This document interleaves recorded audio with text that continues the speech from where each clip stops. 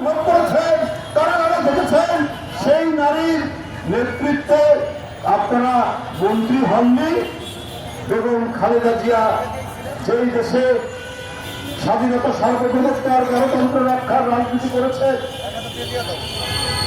আপনারা তার সাথে মন্ত্রিত্ব করেছেন, রাজনীতি করেছেন, আর এখন বলেন দলের প্রধান কোন নারী হবে না।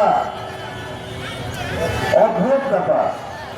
তাহলে আপনার এই কথাই তো প্রমাণিত হয় যে আপনারা নারীকে, মহিলাদেরকে একটু ছোট করে দেখে, খাটো করে দেখে। এইবারে একটা মহিলা এমপি আপনারা নমিনেশন দেননি কেন? আপনার তো আপনাদের মহিলা কর্মীরা বাড়িতে বাড়িতে যায়, অনেক কথা বলে, বেরোতের টিকিট দেয়, তাহলে তাদের এমপিতে একটাও নমিনেশন দেয়নি কেন? আপনারা তো আপনাদের জন্ম তো 1941 সালে, তারপর আজ পর্যন্ত একটা নারীকে আপনারা এমপিতে ইলেকশন করার জন্য নমিনেশন দেন না। আবার দলের প্রধান তো হতেও পারবে না, তাহলে রাষ্ট্রের প্রধানও তারা হতে পারবে না আপনাদের কথা অনুযায়ী।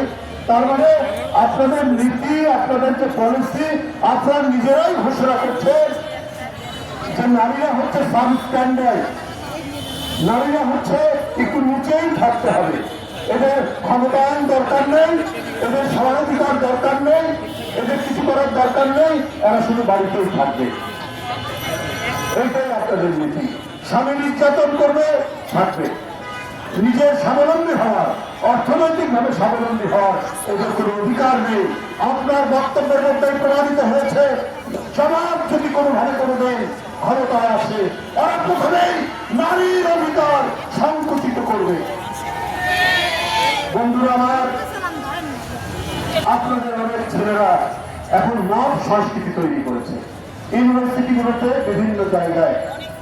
এই মব সংস্কৃতির কারণে গত জানুয়ারি মাসে 28টি ঘটনার মধ্যে 21 জন নিহত হয়েছে। এই যে আলোচনাগুলো আমরা এখন থেকেই পাচ্ছি, তাহলে